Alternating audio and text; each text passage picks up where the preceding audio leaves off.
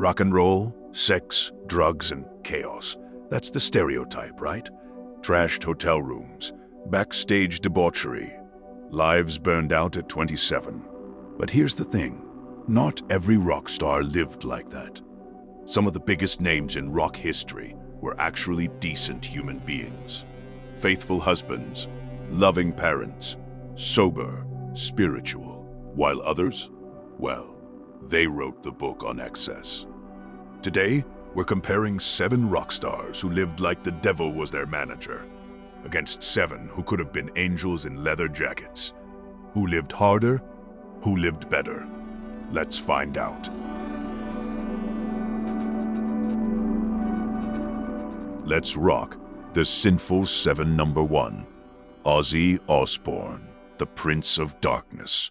Let's start with the legend himself, Ozzy Osbourne. This man bit the head off a bat on stage. He snorted a line of ants. He tried to strangle his wife Sharon while blackout drunk. Ozzy's drug and alcohol consumption was so extreme that even other rock stars were concerned.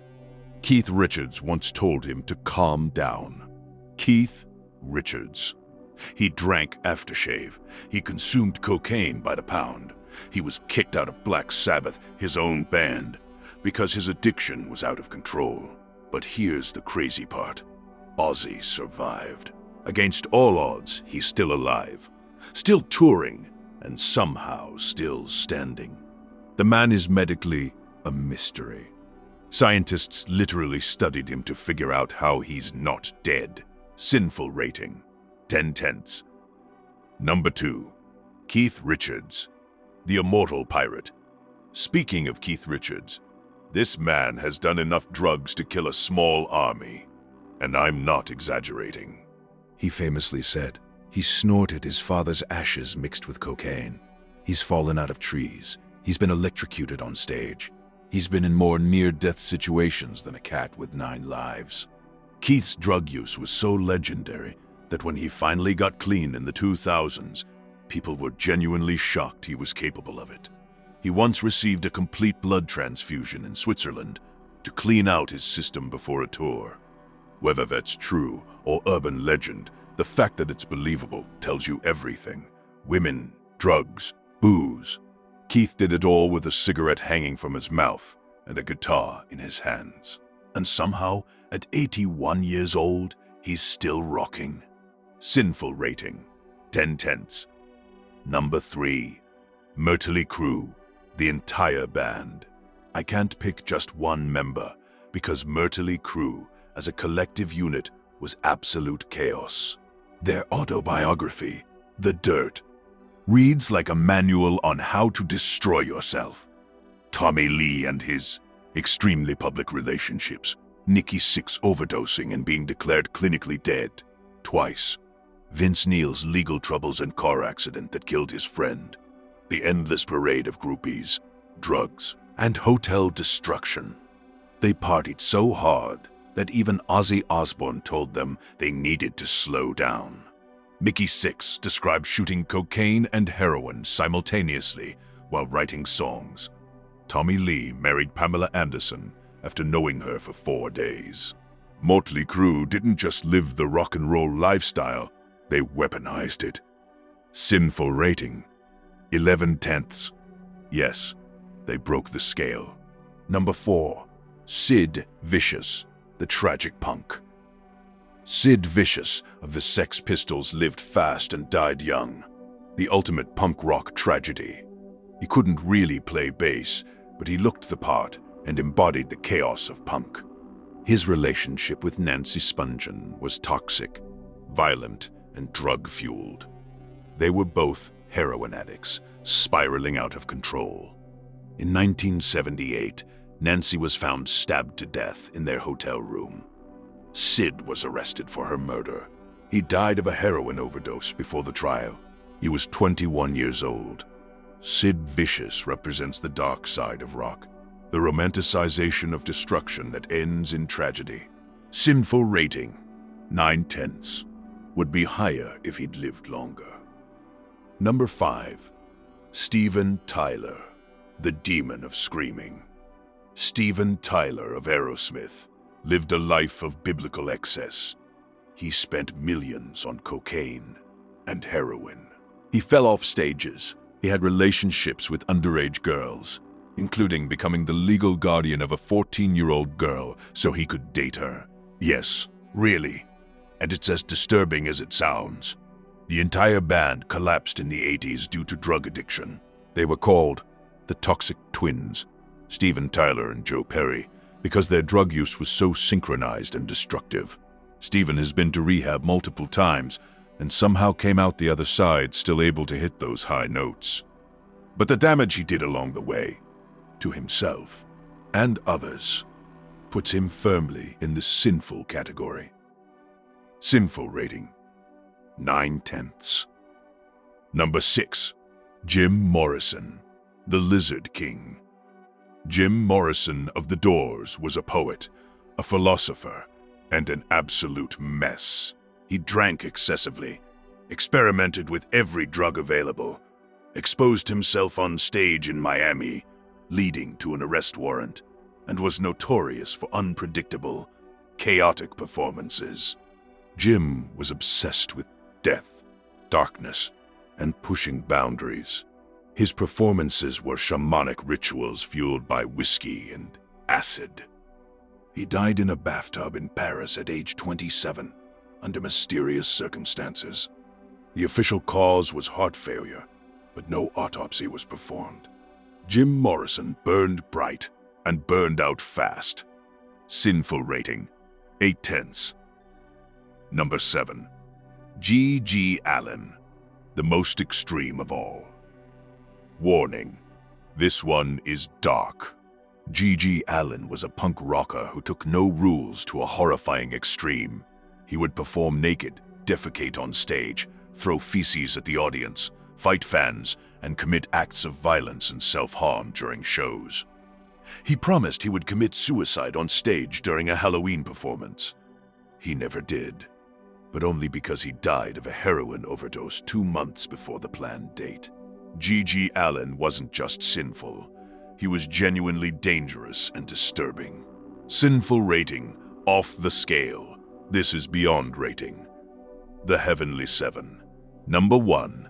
Bruce Springsteen, the boss.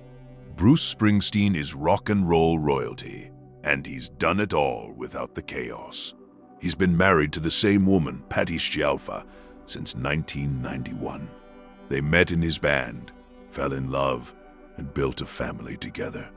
Bruce doesn't drink to excess, never got into hard drugs, and is known for his grueling 3-4-hour concerts where he gives everything to his fans. He's politically active, deeply thoughtful, and has been open about his struggles with depression, showing vulnerability without destruction. Bruce proved you can be a rock icon and a good person. Heavenly rating, 10/10. Number 2, Dave Grohl, the nicest guy in rock. Dave Grohl is universally beloved, literally. Try to find someone who dislikes him. You can't. He survived the tragedy of Kurt Cobain's death, built Foo Fighters from the ground up, and became one of the most respected figures in rock. Dave is a devoted father and husband. He's kind to fans, journalists, and fellow musicians. He barbecues for homeless people. He brings fans on stage. He played a full concert with a broken leg. He's the guy who proves rock and roll doesn't require self-destruction. Heavenly rating, 10/10. Number 3, Bono, the activist. Love him or hate him, Bono has spent his career trying to make the world better. Yes, he's in one of the biggest rock bands in history, U2. But he's also fought for debt relief in Africa, AIDS awareness, and human rights. He's been nominated for the Nobel Peace Prize multiple times. He works with world leaders to combat poverty. Bono is faithful to his wife of over 40 years, avoids scandal, and uses his platform for good. Is he preachy? Sure, but he backs it up with action. Heavenly rating, 9/10. Number 4, Eddie Vedder, the conscious rebel. Eddie Vedder of Pearl Jam is what happens when rebellion meets integrity. He's politically outspoken, but in a thoughtful way. He battles Ticketmaster to keep concert prices fair for fans. He supports environmental and social causes.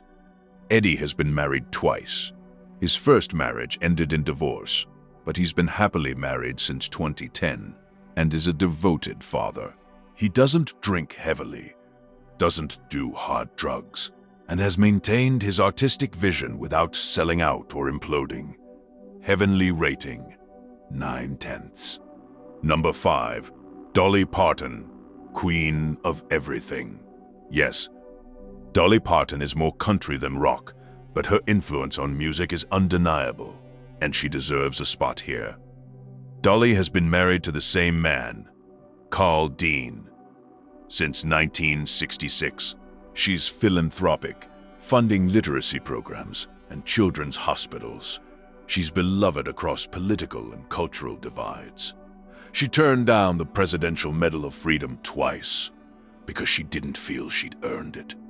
Dolly Parton is proof that you can be massively successful, beloved, and genuinely good. Heavenly rating, 11/10. She broke the scale upward. Number 6, Brian May, the astrophysicist rock star. Brian May of Queen is literally a genius. He has a PhD in astrophysics, while Freddie Mercury was the flamboyant frontman living large. Brian was the steady, thoughtful force behind Queen's music.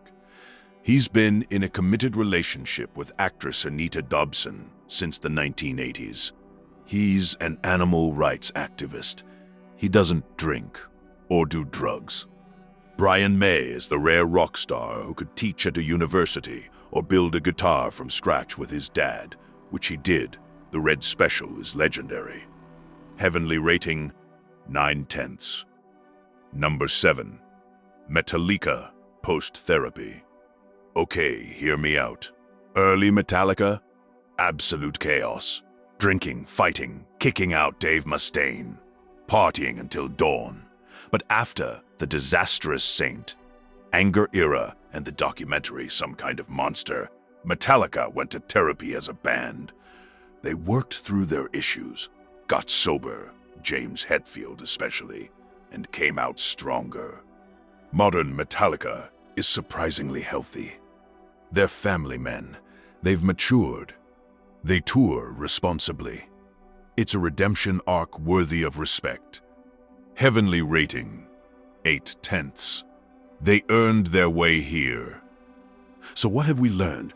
The sinful lived fast, burned bright, and often died young, created incredible music fueled by chaos, left behind cautionary tales, became legends partly because of their excess.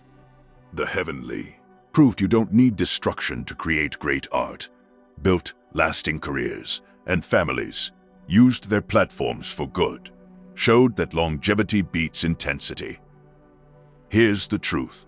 Both paths are valid in their own way. The sinful rock stars gave us unforgettable music and stories that will be told forever, but many of them paid the ultimate price. The heavenly rock stars showed us that you can be legendary without burning out. They're still here, still creating, still inspiring. So who wins? The sinners or the saints? Honestly, it depends on what you value. If you believe great art requires suffering and chaos, the sinful 7 are your heroes. If you believe you can rock hard and still be a good person, the heavenly 7 are proof. Personally, I think Dave Grohl and Dolly Parton show us that kindness and greatness can coexist, but Ozzy and Keith Richards prove that somehow, against all logic, you can survive anything. Rock and roll is big enough for both paths. What do you think? Are you Team Sinful or Team Heavenly? Let me know in the comments. And if you enjoyed this video, smash that like button and subscribe for more rock history deep dives. Until next time, keep rocking, whatever that means to you. Peace.